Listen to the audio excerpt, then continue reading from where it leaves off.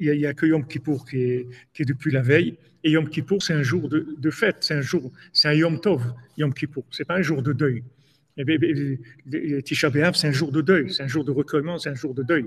C'est le jeûne le plus important qui est dans l'année. C'est le jour de Tisha B'Av. Maintenant, il y a beaucoup de halachot qui sont dans Tisha B'Av, comment faire, etc. Si quelqu'un il a acheté des nouvelles chaussures en plastique, est-ce qu'il peut les mettre à Tisha B'Av pour Tisha B'Av? Il y a plein de questions qui viennent tout le temps. Maintenant, pour répondre à ces questions-là, il faut avoir un birur ramdamé, c'est-à-dire il faut avoir l'imagination qui permet le discernement exact de la vérité, par comparaison, mais d'arriver à discerner par comparaison. Donc Rabbeinu l'a dit à Rabbi Nathan, maintenant tu vas commencer à écrire sur mes enseignements et je te donne une imagination valable, c'est-à-dire que tu puisses faire des raisonnements comparatifs et tu ne te tromperas jamais. Et après, Rabbeinu, il a dit aussi, pour tous les Breslevers, il a dit ça. Après, Rabbeinu, il a dit, tout celui qui va se rapprocher de moi, je vais lui donner un birur ramdamé. C'est-à-dire qu'il ne va pas se tromper quand il va faire des comparaisons.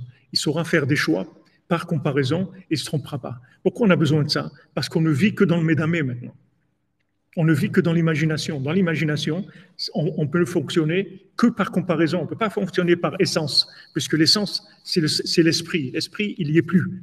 Les sept mesures d'esprit qu'il y avait, les sept sphirotes, les 7 midot, c'est terminé. Il n'y a plus de logique. Il n'y a plus aucune logique dans le monde. Maintenant, la seule logique qu'on a, la seule façon de nous diriger, c'est par la bina. La bina, c'est la déduction. Et la déduction, elle agit par comparaison. Tout le principe de la déduction, c'est par comparaison. Parce que si c'est l'esprit de la chose, c'est plus de la déduction, c'est de la compréhension.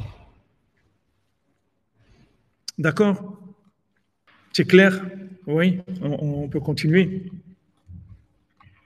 Ouais, si on n'arrive pas à déduire, si on hésite exactement, on prie, tout à fait. On prie.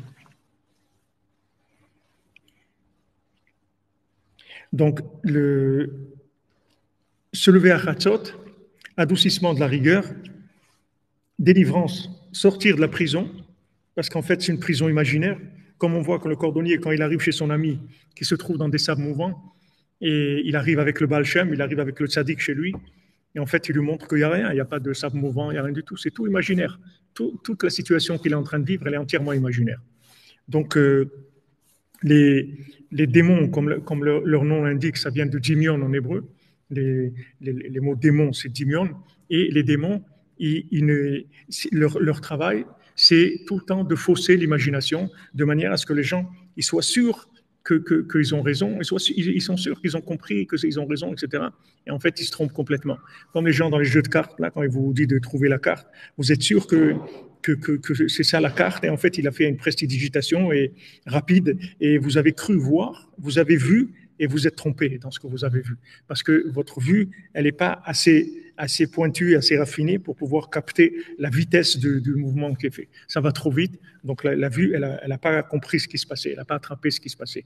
Maintenant, la vie qu'on joue aujourd'hui, la vie qu'on vit aujourd'hui, il y a une grande accélération, puisqu'on est à la fin du 6e millénaire. Il faut absolument qu'on finisse avant le 6e millénaire. Donc, de toute façon, il reste que moins de 220 ans pour terminer, et il faut faire rentrer le Shabbat, le 7e millénaire, avant de toute façon. Donc on ne va pas arriver à la dernière année, et donc à chaque instant, on peut rentrer dans Shabbat à chaque instant. Donc il y a une grande accélération, et dans cette accélération, on ne peut rien suivre avec notre esprit, avec notre logique. Donc mettez-la de côté, parce qu'elle est plus capable de gérer votre vie. Ce n'est pas la peine d'essayer. Elle est dépassée complètement. Tous les gens qui vont avec la logique, ils sont complètement dépassés, parce que c'est pas fait pour ça. La logique, ça allait jusqu'à que Rabbeinu vienne dans le monde. On pouvait encore, si on se trompait pas, essayer de raisonner, si on avait un bon raisonnement, bien clair et tout, bien suivi, bien sécurisé et tout, on peut arriver à comprendre quelque chose. À partir de Rabbeinu, quand Rabbeinu est venu dans le monde, on comprend plus rien, parce que Rabbeinu est venu justement pour résoudre ce problème-là, de la 50e porte, c'est-à-dire de l'imagination, le côté de raisonnement comparatif. Donc aujourd'hui, comprendre quelque chose, vous ne comprendrez rien. Donc il faut changer d'attitude, il faut vivre avec la prière, il faut vivre avec la joie, il faut vivre avec la communication, il faut vivre avec la connexion. Voilà tous les éléments qui vont être en fait la panoplie de nos outils pour résoudre les problèmes de notre vie, pour avancer dans la vie. On n'aura que ça. C'est plus la peine d'utiliser le reste, ça marchera pas. Voilà, il reste 217 ans, comme tu dis Jean-Luc, au maximum. On est débordé, ouais. On est même noyé. Si vous voulez, aujourd'hui, il faut changer de méthode. Il faut changer de méthode de travail. C'est plus la même méthode. C'est comme vous prenez la médecine d'avant et la médecine d'aujourd'hui, c'est pas la même chose. Il y a toujours la médecine, elle existe, mais c'est plus du tout la même chose. On travaille avec des analyses, avec des scanners, avec beaucoup d'appareils électroniques, c'est fini, c'est plus comme avant. On a changé. La chorma elle-même de la médecine, c'est la même, mais la façon de la pratiquer, elle a changé complètement. Les outils, c'est plus les mêmes. Donc, dans notre vie aujourd'hui, il y a un outil qui s'appelle la logique, la compréhension, le raisonnement. Il faut le mettre de côté parce que ça marche plus. Et il faut passer à autre chose. Donc maintenant, on est dans la sphira, dans la 50e porte, dans la 8e dimension, où ça se passe par la bina, c'est-à-dire on va déduire. Comment on va déduire? Justement par de la comparaison, mais de la vraie comparaison, c'est-à-dire de la comparaison éduquée, protégée, sécurisée. Donc Rabbeinu, il nous donne des éléments, on prend ces éléments sans comprendre, on accepte ces éléments, et après, avec ces éléments-là, ils vont s'intégrer en nous, ils vont vivre en nous, et à ce moment-là, on pourra avoir un système de raisonnement comparatif qui sera surveillé de près par le tzaddik et dans lequel on ne prend pas beaucoup de risques. Dans lesquels on ne prend pas beaucoup de risques. Je vous donne un exemple, par exemple, Avraham ben Nachman. Avraham ben Nachman, c'était l'élève et le fils de Rav Nachman Tubchiner, qui était l'élève de Rabbi Nathan, qui était l'élève de Rabbeinu. Donc, Avraham ben Nachman, il parlait beaucoup d'Eretz Israël, il a beaucoup encouragé les gens à aller en Eretz Israël. Et ceux qui l'ont écouté, ils ont été sauvés de la Shoah. Ceux qui ne l'ont pas écouté, malheureusement, tous les Breslev qui ne l'ont pas écouté, ils ont péri dans la Shoah, la plupart d'entre eux. Et Avraham ben Nachman, il venait toujours à Ouman, à Rosh Hashanah. Il habitait en Eretz Israël et pendant 20 ans, il prenait le bateau jusqu'à Odessa et il venait à Rosh Hashanah, à Ouman. Aujourd'hui, malheureusement, Odessa, on ne peut plus arriver en bateau. Tant que Poutine n'a pas fini de nous mener en bateau, on ne peut pas arriver. Donc, lui, il arrivait tous les ans, il venait de Haïfa à Odessa pour Rosh Hashanah. Alors, une fois, il parlait avec quelqu'un et après, il retournait en Eretz Israël, il retournait à Yerushalayim. Une fois, quelqu'un lui a demandé, il lui a dit, avant, vous parlez d'Eretz Israël, j'ai beaucoup envie d'aller, mais il y a quelque chose qui me dérange, c'est que je ne veux pas quitter Rabbeinu. Avraham ben Nachman, il lui a dit, si tu penses que d'aller en Eretz Israël, c'est quitter Rabbeinu, alors il vaut mieux que tu restes tranquille, reste ici. Et il dit, moi, quand je vais en Eretz Israël, je vais chez Rabbeinu.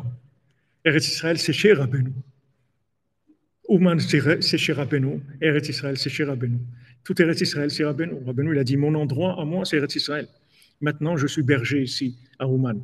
Je fais un travail de berger. C'est-à-dire, je récupère tous les moutons perdus, tous les gens perdus, je les récupère à Ouman parce que c'est un endroit plus facile puisque c'est le principe de Léa. C'est-à-dire, c'est beaucoup plus élevé au point de vue, spiritualité, c'est plus élevé parce qu'il n'y a pas de révélation à Ouman. C'est moins révélé, donc du moment où c'est moins révélé, c'est beaucoup plus profond et ça permet de réparer le monde entier à partir d'Ouman. Mais il a dit, mon endroit à moi, c'est Eretz Israël. Il dit, Rabbeinu, il est au Kotel et Rabbeinu, il est à Ouman. Il est dans les deux endroits. Pourquoi je vous dis ça? Parce que si maintenant, vous allez avec vos raisonnements, vous n'allez jamais comprendre quelque chose comme ça. Comment vous allez comprendre une chose pareille? Comment nous, on peut comprendre des choses pareilles? Je dis vous, c'est pas la même chose. Comment, si quelqu'un ne nous transmet pas ça, comment déduire une chose pareille? On ne peut pas déduire une chose pareille. C'est quelque chose qui est très élevé pour nous, de pouvoir faire une déduction comme ça. C'est simple, mais vous voyez, c'est des déductions qui nous sont transmises, qu'on reçoit par des gens qui étaient des véritables sages, des gens qui avaient la chokma véritable de Rabbeinu. Ils nous ont transmis des éléments. Voilà, maintenant vous prenez ça, vous le mettez dans votre système de raisonnement, vous le rentrez dans vos références, et voilà, vous avez une référence pour vous diriger dans la vie. Vous savez quoi faire dans votre vie, ou quelqu'un qui a besoin de vous. Voilà, vous avez une référence. Donc ça, c'est très important, c'est-à-dire d'avoir des éléments qui sont triés déjà. C'est tellement important, c'est tellement important. Et comme ça, on a reçu tellement des dizaines, des centaines de choses qui sont prêtes à l'emploi, que ça vous évite de vous perdre, ça vous évite de chercher. Et ce n'est pas tellement de chercher le problème, c'est que ça vous évite de vous tromper, parce que vous n'avez pratiquement aucune chance de ne pas vous tromper avec le raisonnement. Avec quoi vous allez réfléchir? Avec vos raisonnements, avec vos comparaisons? D'où viennent les éléments que vous comparez? C'est trop compliqué. Donc voilà. À Hatzot, on nous délivre de cette prison-là, qui est la prison imaginaire, la prison de l'imagination, des raisonnements par toutes les images et toutes les choses qui ont avoir pu et nous être transmises par tous les systèmes d'images, de communication, de tout ce qu'il y a dans le monde. On reçoit des éléments qui sont déjà triés, qui sont prêts à l'emploi, et il y a juste à les utiliser pour avancer, Bezat Hashem.